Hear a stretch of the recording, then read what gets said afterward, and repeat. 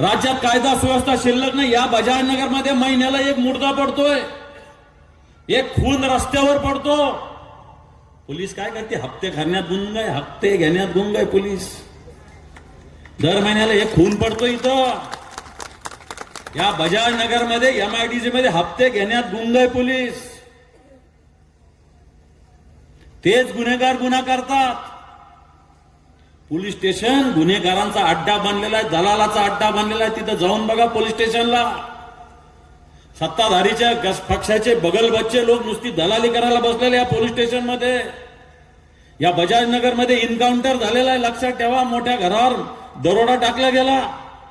या वडगाव मध्ये किती खून पडतात, किती दारूचे अड्डे चालू आहे, मटक्याचे जुगाराचे अड्डे जाऊन बघा. किती अंमली पदार्थ चालू, ड्रग्ज किती विक्री चालू या बजाजनगर मध्ये, त्या वडगाव मध्ये, त्या गट नंबर मध्ये जाऊन बघा. गल्ल्या गल्ल्यात मटक्याचे अड्डे, गल्ल्या गल्ल्यामध्ये दारूचे अड्डे. प्रत्येक PI आला का त्याचा भाव वाढतो, 4 दिवस धाड टाकतो, भाव वाढून घेतो, संपलं. हे राज्यातली भारतीय जनता पार्टी करते. त्यांना बोलावता आम्हाला वरपर्यंत द्यावे लागतात सांगतात.